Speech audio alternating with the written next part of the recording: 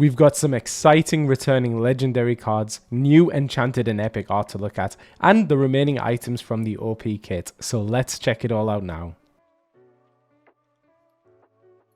What's up, Illuminators? It's Charlie and Mateo's back. We've just come off a weekend of Gen Con, and there was also a Discord main stage today, so we have a bunch of card reveals to go over. So shall we check them out? Let's do it.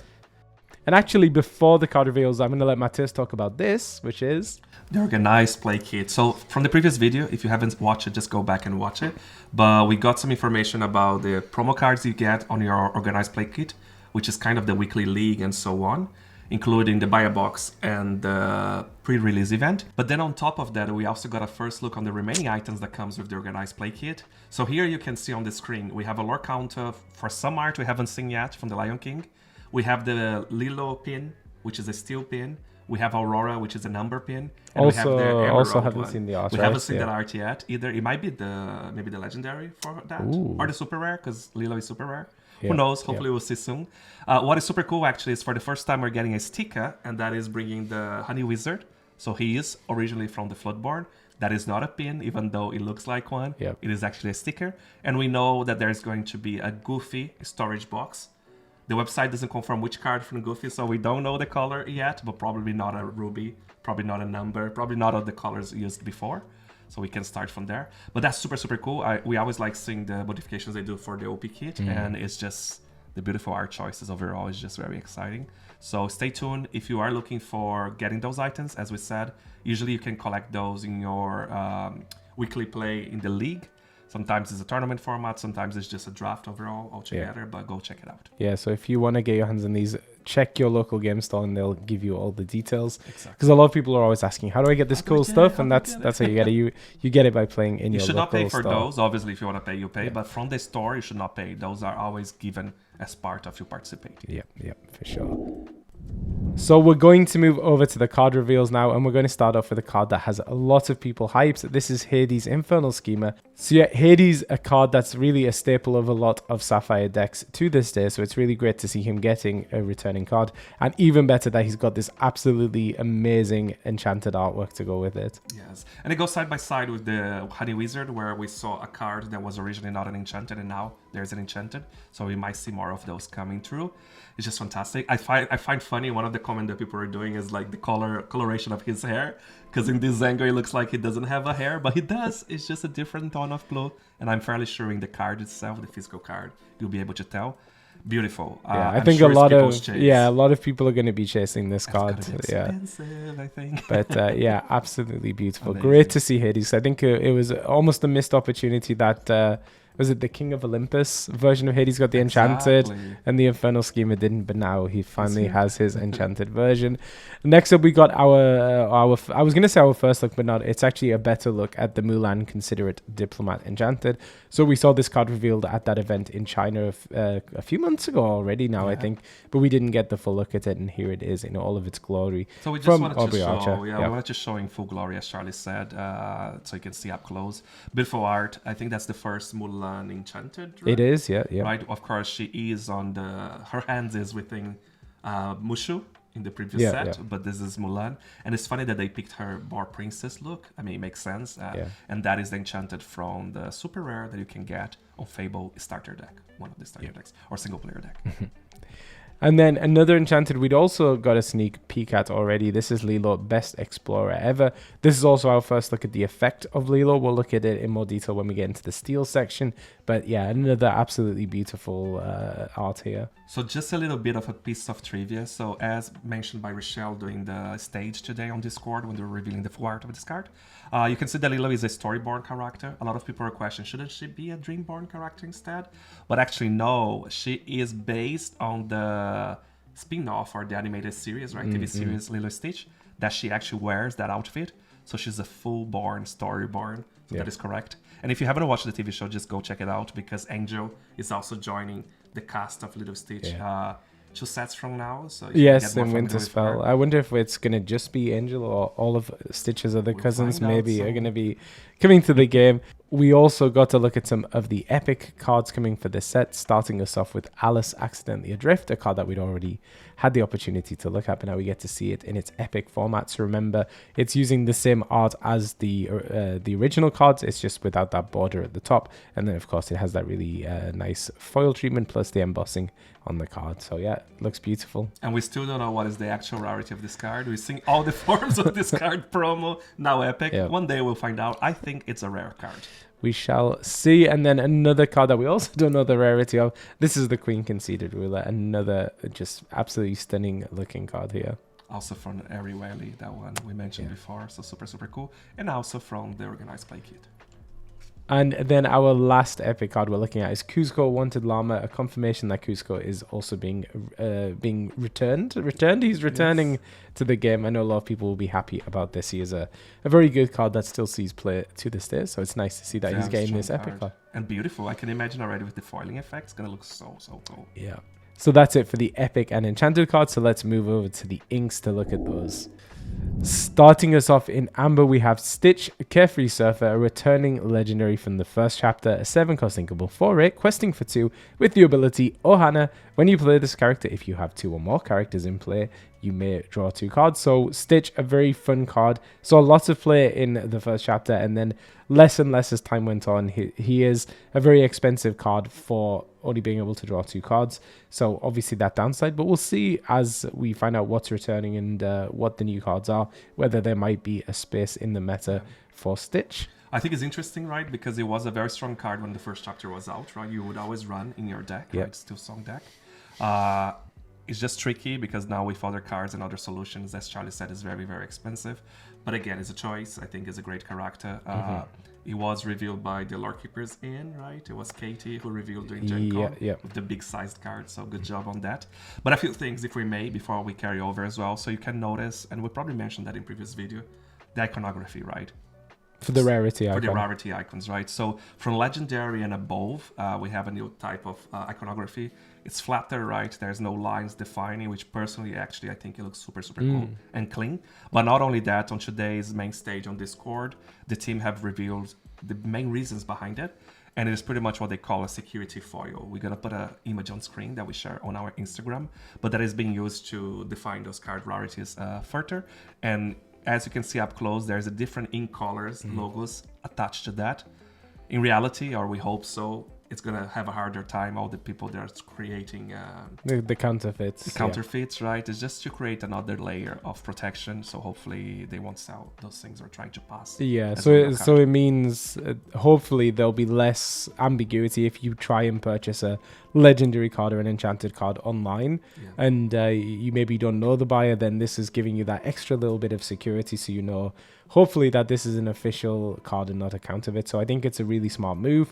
Can't wait to see it in person because it's really, really fantastic, the pattern they've chosen, and they said everyone is going to be a little bit different because it depends where on the sheet it's cut out and how from. You rotate as well. I feel like the angle of the card with the foil effect on top. And as we said, this is for Legendary, Enchanted, Epic, and iconic rarities. And one more piece of trivia as well, just before we carry over. We also found out a confirmation that even though some legendary cards, or actually 6 of them, are coming back for Fabled based on previous chapters, those ones are not being modified the art. So you can look at Stitch and all the other ones, they are not coming off the frame. Because starting, I think, with Shimmering Skies, those legendaries would always come out of the frame. So it's cool, they kept the original aspect of that. They did not rework the art, but then every other art all the other arts from the legendary cards coming new. Yeah, we'll still use that. I think it actually started in Into the Inklands. So if it does happen that any Into the Inklands legendaries are reprinted, we'll see those with the frame breaks.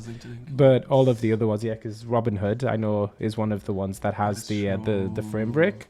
That we noticed. So it's not done on Stitch, and they explained it simply because they already have the art defined. They didn't want to modify or stretch the art in any way that would would make it break the frame. So we shall see if any of those other legendaries get reprinted from Into the Inklands or Ursula's Return.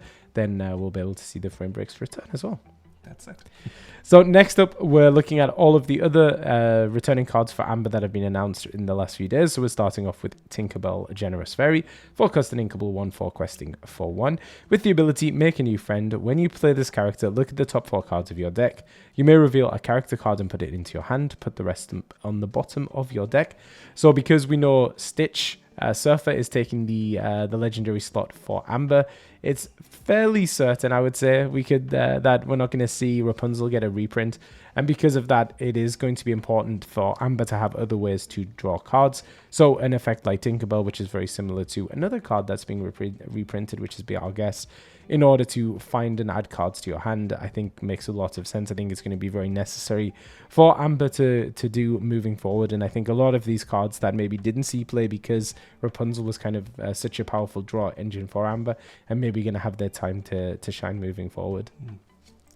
And it's also good because we're getting the Floodborn Tinkerbell as well, as we already know, so this will be a shift target for her. And then next up we have Rapunzel Sunshine, a 2-cost inkable, 1/4 questing for 1 with the ability Magic Hair, Exert, remove up to 2 damage from chosen character. So a card that sadly hadn't seen much play, I think at all ever in all of its time. Like, being able to remove damage is nice, but it tends to be a little bit more useful when it's on an item or something less fragile than a character. We did have a Floodborn Rapunzel. We'll see if she's going to be getting a returning card as well, because maybe then this would be a nice shift target for that. But I love the art on this one, and again, it's Aubrey Archer. Next up, we have the Queen of Hearts Wonderland Empress, a 3-cost inkable, 3/3 questing for 1. Also returning card, and she has the ability Always Here.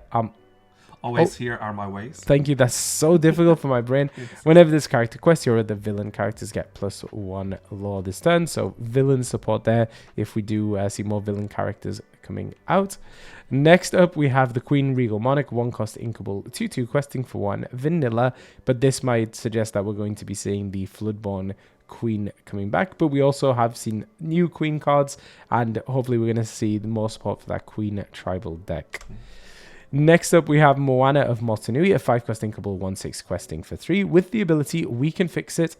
Whenever this character quests, you may ready your other exerted princess characters. If you do, they can't quest for the rest of the turn. And one of the things to call out about Moana here is they've actually updated the text of her ability.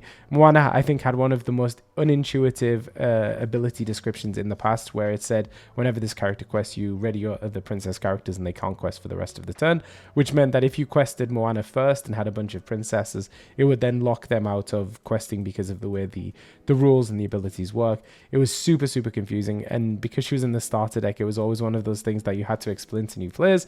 But fortunately, they have rewritten her effect a lot more clear now. So your princess characters have to be exerted first of all to be able to be readied with Moana's effect, and only if you ready them do you lock them out of questing. So, and it also means that if you have multiple Moana on the board, it also works. That's the other thing. Yes, yeah. You couldn't even play a second Moana at that point. Yeah, so really happy to see that, and I'm hoping other returning cards that have maybe a little bit of confusing text are going to get that same treatment. Next up, we have this Look at This Family, 7-cost inkable song. It's a sing together 7. Look at the top 5 cards of your deck. You may reveal up to 2 character cards and put them into your hand. Put the rest on the bottom of your deck in any order. So again, it comes back to that idea that Amber needs a way to draw cards. It seems like it's going to be really kind of encouraging Amber decks to be very character focused, and then use this as your way of drawing cards by finding characters off the top. So very good to see that coming back. Next up, we have a 3-cost inkable song. This is Heal What Has Been Hurt. Remove up to 3 damage from chosen character and draw a card. Not a card that really has seen much play, but the ability to draw a card and remove damage, maybe it is going to see play moving forward. And again, just the Rapunzel effect, potentially not having Rapunzel in the game really is going to make Amber have to rely on maybe some of these less powerful cards. Yeah, we don't know yet. You see, as we show other cards, that some cards have been downgraded, right? Yep. So you could argue that Rapunzel will come back as super rare, but I'm not expecting it. Such a strong card. I'll be surprised if Stitch remains legendary and Rapunzel goes to super rare. So we're starting to lose our hope, at least for now. But also as a reminder, if you haven't watched our reprint video, reprint or rotation video explained, just go check it out. But we said in that video, if a card isn't coming back this time, it doesn't mean that it will never come back. Rapunzel could potentially come back, or maybe another card will be designed with a very similar effect. But as for Fabled, we don't think she's coming back, but we don't know yet. But I am happy to see this card come back because it has some of the most stunning art, I think. It looks so much like the animated one, the series. Yeah. Style. Next up, we have Be Our Guest. This is a 2-cost Inkable song. Look at the top 4 cards of your deck. You may reveal a character card and put it into your hand. Put the rest on the bottom of your deck in any order. So again, more of those songs letting you find characters in your deck. I could definitely see a world where you have maybe this and Doc as kind of a draw engine in like an Amber Steel deck. And then you play this, you find your Doc, you play your Doc, and then draw that way as well. So could be some fun combos coming up with that. And then the last card we're looking at for Amber is Atlantica Concert Hall, 1-cost Inkable location. It's got a move cost of 2, a willpower of 6, and the ability Underwater Acoustics. Characters count as having +2 cost to sing songs while here. So Atlantica, a location that didn't really see, I think, any play. Sadly, it's a very nice concept, being able to make your characters better singers. To sing the powerful songs that are in the game, but sadly didn't see play. But this does confirm that we are getting location returning cards. We were a little bit unsure, but now we have got the confirmation. So yeah, I'll be curious to see what else is coming up. And if you haven't watched, this one was actually revealed by Miss Enchanted, and she did this really fun skit that she's literally like live as Ariel. So go check it out on her account. That's Missy Enchanted. Yeah, over on Instagram. And let's update the tracker, then drop those cards in so we can see how we're shaping up. And then we're going to go over to Amethyst. Starting us off in Amethyst, we have a new card. This is the Magic Feather, a 2-cost Inkable item. It has 2 abilities. The first one is Now You Can Fly. When you play this item, choose a character of yours. Whilst this item is in play, that character gains Evasive and Grounded. Pay 3, return this item to your hand. So it's actually a really, really interesting design of this one. So you're basically paying 2 to give a character evasive whilst they're on the board, and then once that character is banished or you no longer need to give them evasive, then you have the option to return this to your hand to then replay the effect. It costs 5. It costs 5. Yeah, exactly. So it is a very ink heavy card. It's a very greedy card, but being able to give one of your questers the evasive for 2 is very nice. And then it's really the recursion, the ability to bring it back is what's going to be expensive. But imagine giving like a Daisy Duck in an Amber Amethyst aggro deck. Or even synergy with the new Dumbo card as well, the legendary Dumbo card we looked at in the last video, which is all about the actual evasive. Yeah. So yeah, we looked at the enchanted version of the Dumbo. It was confirmed as a legendary. We will have added to the tracker already. Yeah. But yeah, that was a legendary card with such a cool evasive effect. Yeah. And then, so the returning cards we have for Amethyst, we'll go through them quickly. We have Elsa, Spirit of Winter, 8-cost, uninkable, 4/6, questing for 3. She's a Floodborn, can shift in at 6, and has the ability Deep Freeze. When you play this character, exert up to 2 chosen characters. They can't ready at the start of your turn. So yeah, Elsa, a very good card, a card that kind of comes in and out of the meta game, but I know for sure she'll be seeing play returning. And it's nice because if you have your enchanted Elsas from the first chapter, then you can still play them in your decks and flex with them if you wanted to. Next up, we have Rose Lantern. This is a 2-cost Inkable item with the ability Mystical Petals. Exert, pay 2, move 1 damage counter from chosen character to chosen opposing character. There's a lot more resist in the game now with things like Rhino and many other cards with resist. So Rose Lantern and effects like it are actually quite powerful because they will help you get around that, and especially when characters lose their resist when they have damage, this becomes quite useful. Whether it'll see a lot of play, I'm not so sure, but it is still handy to have there depending on the metagame and how it develops. And then the last returning card for us in Amethyst is White Rabbit's Pocket Watch, 3-cost Inkable item with the ability I'm late, exert, pay 1, chosen character gains rush this turn. This was an absolute menace in the first chapter. There would be crazy combos going on with this. But hasn't seen much play since then, but being able to give a character rush, definitely a useful ability. And I think I remember this was one of our last foils as well when we were collecting the master set back in the first chapter. Is that right? It's crazy just to remember looking for the White Rabbit. Yeah. Perfect. So let's drop those into the tracker. Not too many for Amethyst. Amethyst got a lot of reveals with Dumbo in the previous video. And then we're going to move over to Emerald. So first up for us in Emerald, we have Goofy, set for adventure, a 2-cost inkable, 2/2 questing for 1, with the ability Family Vacation. Once during your turn, whenever this character moves to a location, you may move one of your other characters to that location for free. If you do, draw a card. So actually, really fun effect on Goofy here. If we do see more locations returning, if we have more locations in future, then he is a card that potentially becomes more powerful. Generally, you probably aren't going to want to play him on turn 2. You want to play him on turn 3 to get immediate value out of him being able to move a character to a location. But imagine if you've been able to set up like a Queen's Castle if it gets a returning card, or probably something like the Library in an Amethyst Emerald deck, then you can move your Goofy and another character there for the cost of just moving one character. So that's really nice. Plus you get to draw a card as well. So actually quite a cool one. Yeah, it just kind of depends on how many locations end up in decks moving forward. Because more and more we're seeing new sets without locations, right? So it's an interesting one, but that also shows that there is still the plan to support locations. I love this art so much. Yeah, like, it is. Yeah, the art's like amazing. The lighting of this is insanity. Yeah. But yeah, actually, it's to your point about the lack of locations. I think it's been 2 sets at least. It was whenever Dual Ink was introduced. 2 sets without locations, and now we lost the first 4 sets. We lost the first 4 sets. So we haven't seen that many returning location cards. So yeah, it's a bit of a reset on the locations. I wonder if this is the Goofy for the box, even though the pin is the Emerald. So maybe they don't want to do box and pin, but that would be amazing. Yeah, I'd love this art on a box. And then another absolutely incredible art. This is Max Goof, Rebellious Teen, a 3-cost inkable, a 2/2 questing for 1, with the ability Personal Soundtrack. When you play this character, you may pay 1 to return a song card with cost 3 or less from your discard to your hand. So we do know that Strength of a Raging Fire is getting a returning card, so that's probably one of the better cost 3 or less songs in the game. There's of course other things like Friends on the other side if it gets a returning card. In Emerald, maybe Sudden Chill. I don't know whether Sudden Chill will return. Mother Knows Best is another one that is like a 3 cost or less. So yeah, the value of Max really depends on how many, which good songs are going to be available for him. But I do like these kicker effects because you could play him on 3 for just to play him because you need a character, but you can also play him on 4 or later to also get use of his effect.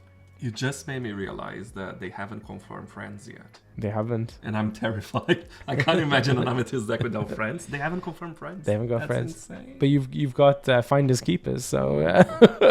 Friends. And then we know the returning legendary. It is John Silver for Emerald, Alien Pirate, 6-cost inkable, 5/5 questing for 2, with the ability Pick Your Fights. When you play this character and whenever he quests, chosen opposing character gains Reckless during their next turn. So I think probably quite a surprise to see John Silver of all of the Emerald legendaries returning. I thought that it would be probably Diablo or Ursula Deceiver. Honestly, I'm kind of glad it's neither of those, but it shows that maybe they're kind of refocusing what they want to do with the identities of colors like Emerald. So very interesting that they picked John Silver. We'll see if he sees play. There was a time in some Amethyst Emerald Tempo decks that John Silver you would include as a 1 of or a 2 of. He is powerful if you do get him to go down, but yeah, we'll see.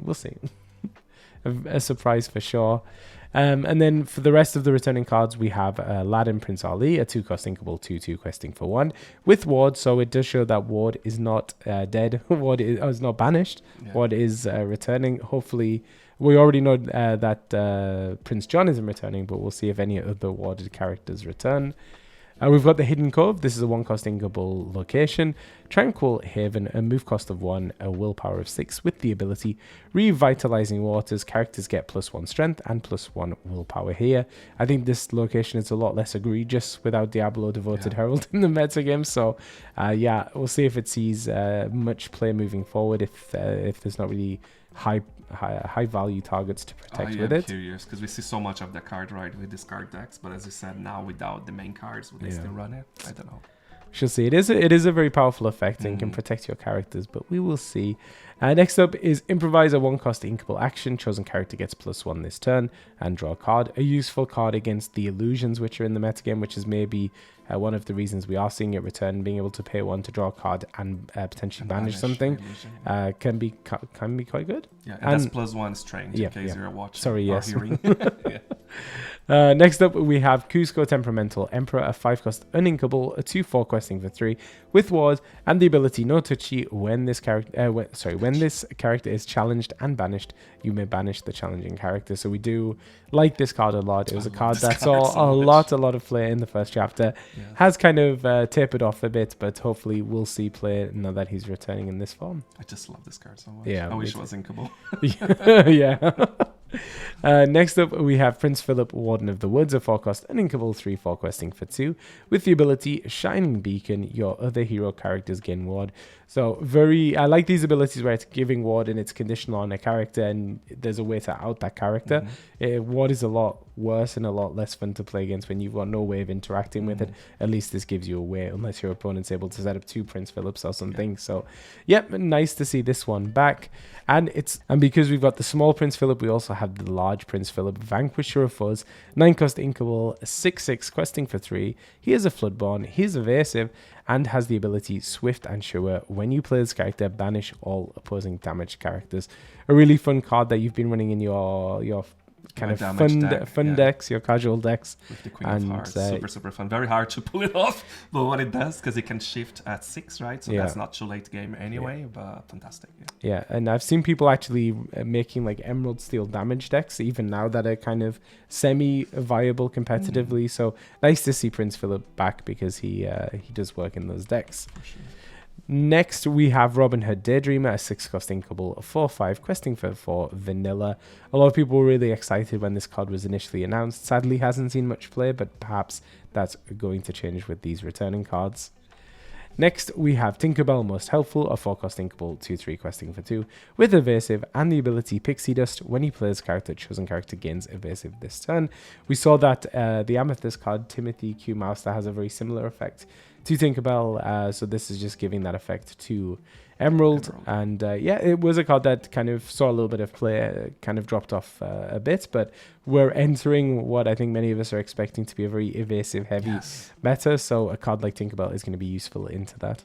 Next up, we have Verana Fang Chief, a 5-cost inkable, 5/5 questing for 2 vanilla. A great card in sealed and in draft, but probably not one that's going to see much play, sadly, without something for her to do, really, which there isn't. There's no Floodborn Verana or anything like that. So yeah, it's a card. Let's show Emerald on screen right now. Yeah, let's show it. Emerald filling that in. I'm getting the right way. Imagine if it's this way and I'm doing everything wrong. We've been doing this video for so many months and still don't know. And with that, we'll move on to Ruby. Powerline is the first card up for us in Ruby, and this is a brand new card. This is Powerline taking the stage, 2-cost inkable, 3/2 questing for 1 with the Singer for ability. So we do have the Floodborn Powerline, and this is the shift target for him. As a 3/2, he can be banished with something like Fire the Cannons, which is a card we're going to see later, is another returning card. So potentially you can get him off the board if you're playing Steel before he's able to make use of his Singer ability or be a shift target, which is nice. I'm glad they've considered that in his stat line. The Singer 4, there aren't that many great 4-cost songs, but if you're combining him with Emerald, maybe you could have him sing You're Welcome, which is a card that's from Shimmering Skies. If Along Came Zeus gets reprinted, then it's an obvious song for him to sing there as well. But maybe it's hinting that we're going to see Ruby Steel song decks moving forward, and maybe that's an identity they want to kind of get with the game. And what's cool here as well is, again, that's the second time we see Singer, right? The Powerline is literally introducing Singer in Ruby with its Floodborn form as well. There's a lot of contradiction online and people saying, why do we have Singers in Ruby? But I mean, we have other keywords in different ink types as well, so maybe that's okay. One thing I do want to say super quickly at trivia is this card was revealed via the Disney Lorcana official website. And if you actually read the description, you can get some sneak peeks. They do mention Roxanne. They do mention Pete, which is it Pete? Pete Jr.? PJ Pete? PJ Pete, yeah. So there are more characters coming, so they're going to just reveal very, very soon. So I can't wait to find out more about Roxanne. Yeah, absolutely. Next up, we have Mulan Elite Archer. So this is another card where the rarity has been downgraded. So she went from a legendary to a super rare, which is really cool. I think this is such a fun card. She's a 6-cost inkable, 2/6, questing for 2. She's Floodborn, shifts in at 5. Has 2 abilities. The first one is Straight Shooter. When you play this character, if you shift to play her, she gets +3 strength this turn, and triple shot during your turn. Whenever this character deals damage to another character in a challenge, deal the same amount of damage to up to 2 other chosen characters. So if you're able to shift her out, give her that extra strength, and then deal 5 damage to 3 characters, that can be really, really impactful. Is kind of like a pseudo board wipe. We don't know currently the status of Be Prepared, but if we don't have Be Prepared, then maybe this is one of the ways Ruby will have to fight back against wide boards. So, because with Maleficent Dragon being confirmed as the legendary for Ruby, we're hoping.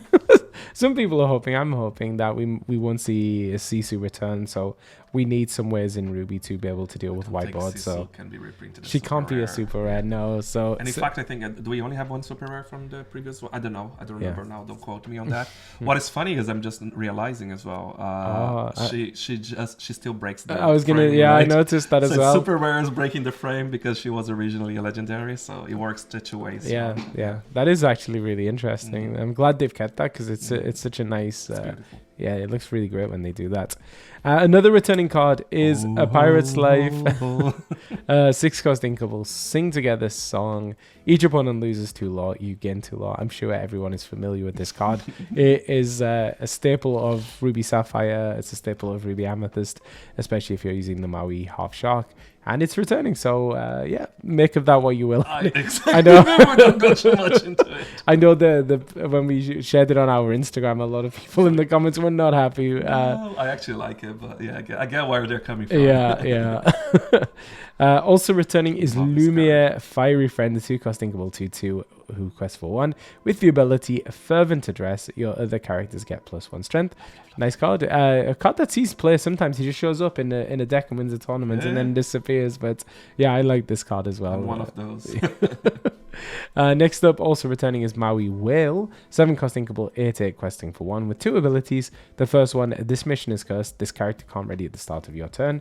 And the second ability, I got your back. Pay 2 ink, ready this character. He can't quest for the rest of the turn. So it essentially means if you want to use Maui to quest on your next turn, then you need to ready him the turn before.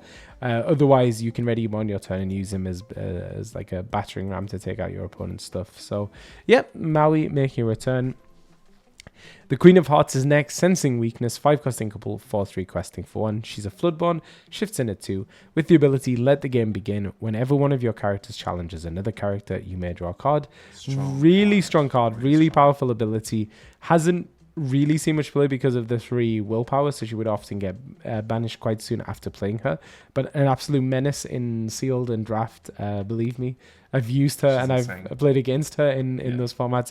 Absolutely incredible. So glad to see this card coming back, and hopefully she will see play. She's in your Queen of Hearts deck still.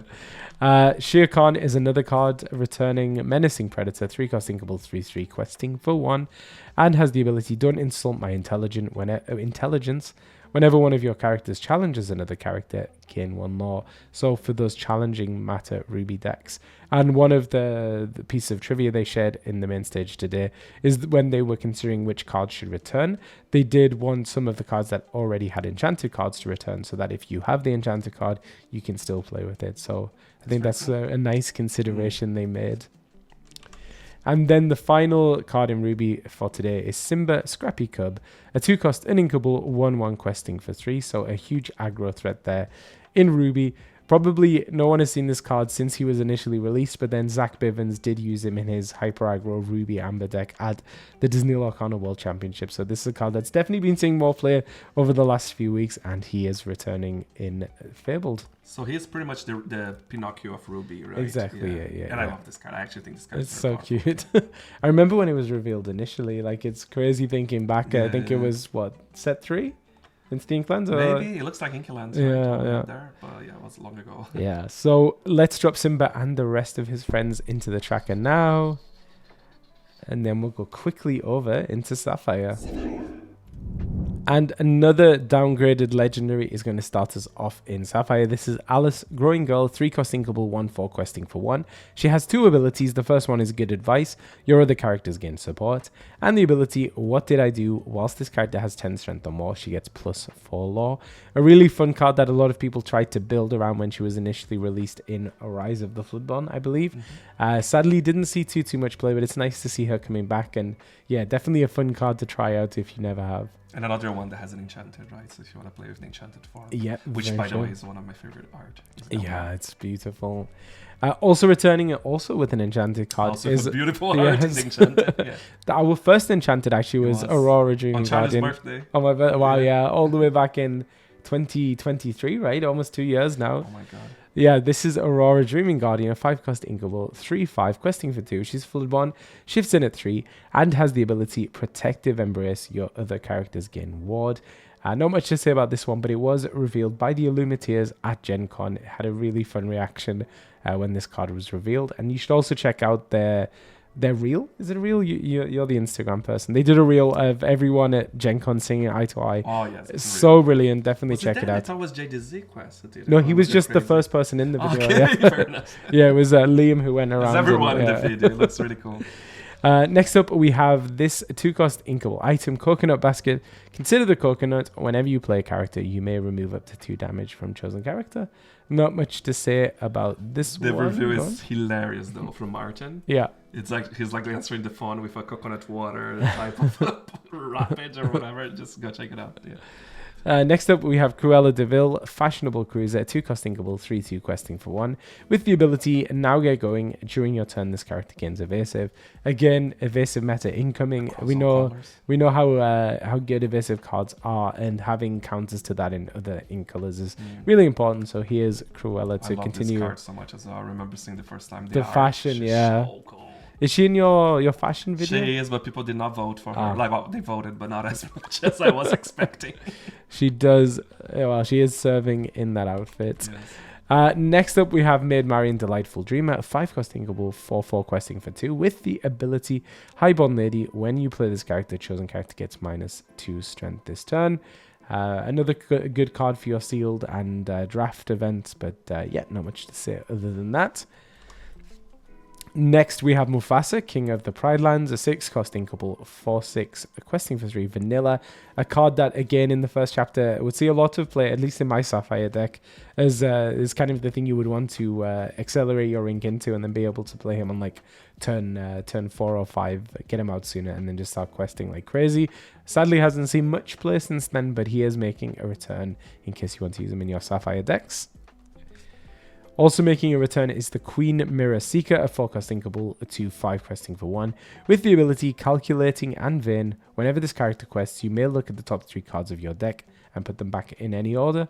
It was an effect I think we were quite excited about when we saw it first revealed, being able to manipulate those cards on the top of your deck. I just think in reality, not really impactful enough to justify a slot in most decks, sadly. But we'll see moving forward. And then the last returning card we have for you today in Sapphire is Winnie the Pooh, having a Thinker, 3-cost inkable, 2/3 questing for 2.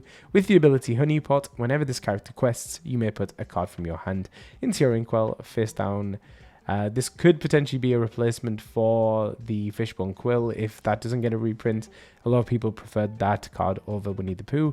Winnie the Pooh just feeling maybe a little bit slow, but we'll see. Maybe he'll have to be the solution. He may be the solution, or maybe you will use some of the other ink accelerating cards.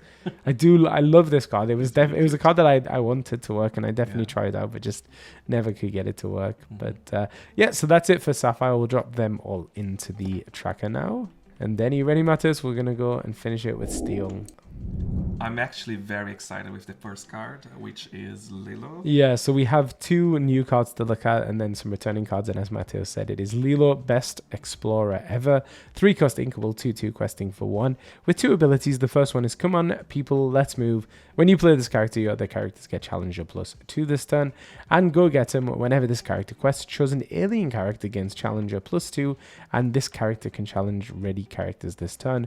So the first ability actually really, really good. Being being able to give all of your characters challenge a +2 can really help in a lot of board states. If your opponents exerted characters and aren't expecting you to be able to challenge into them, then Lilo can be a surprise there, as we've seen with Cricky, who has a similar effect, or something like Merlin Crab.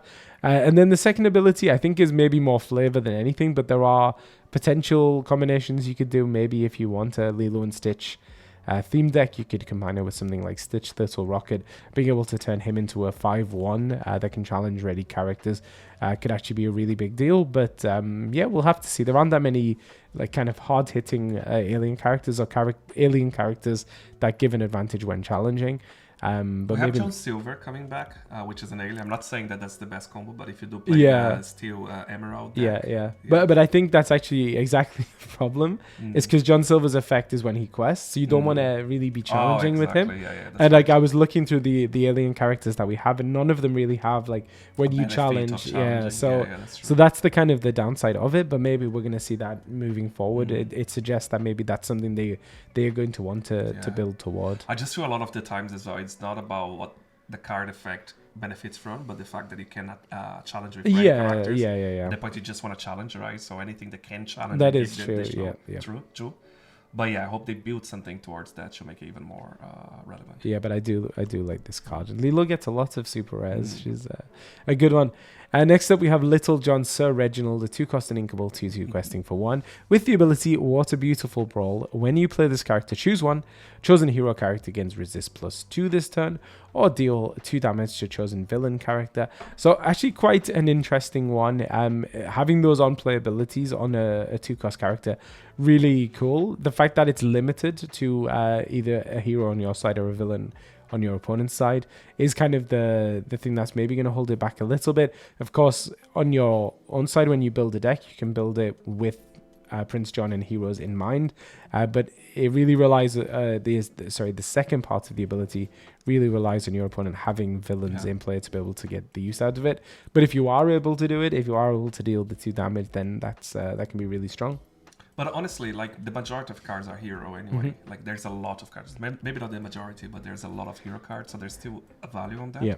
But yes, it is a tricky one to decide, especially because it's an inkable. Yeah.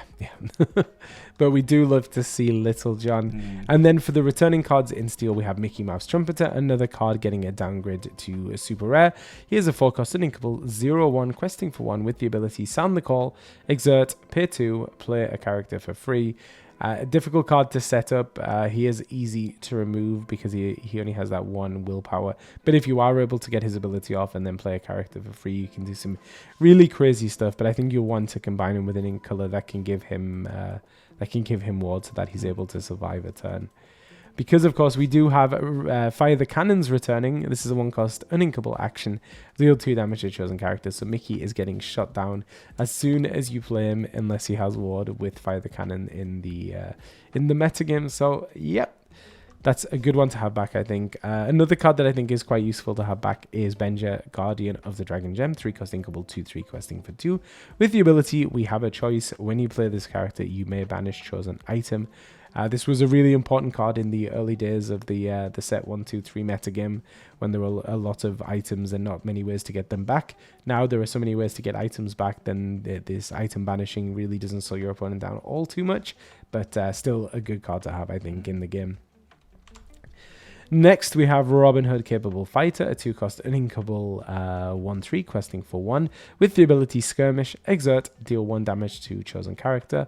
I love this card. It's another card that I did play for a while. There was like a moment, I think, it must have been in Rise of the Floodborn, where everyone was playing Robin Hood Capable Fighter in their Steel Song decks as a way to ping that 1 extra damage. So it was a pain. So good to see him back.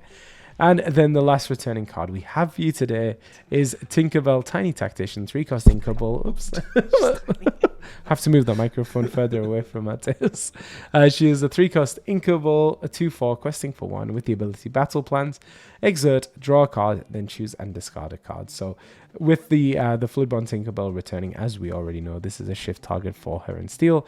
It is a card that has a relatively useful effect. I think there are probably better ways now in the game to do the draw discard effect. But yeah, shift target there nonetheless. It's all promos, right? The Robin Hood was a OP kit promo. Yeah, that's true. Yeah, was OP kit promo. Yeah, but they are good nevertheless. Yeah, we're gonna put the tracker on the screen for you. That brings us to the end with Steel. So that's pretty much it for today. But as always, we're trying to remind you, we post everything in real time on Instagram. We're going to put on the screen for you right now. Just come give us a follow. We're almost reaching 10K actually. So that's super exciting. It's crazy. I cannot believe how fast we're growing on Instagram. So come join us. We are always revealing the cards, as I said, in real time, giving credits to the right source. So you can also see where all those reviews are coming from. And you can also find the artists as well who the card belongs to, in case you want to see more of their work. So it's good for that. If you enjoyed this video, of course, as always, please do be sure to give us a like, as it does help us out at the channel, and subscribe, because there are going to be plenty more reveals, plus Fabled release season coming up as well, and we're going to have loads and loads of content for you there. That's my bell. Hit the bell as well. Smash the bell. And finally, a huge shout out to our YouTube members. We really appreciate you. If you'd like to become a YouTube member, you can hit the join button down below to get all of the details, or just find out more. So thank you so much for watching, and until next time, happy questing! Happy questing!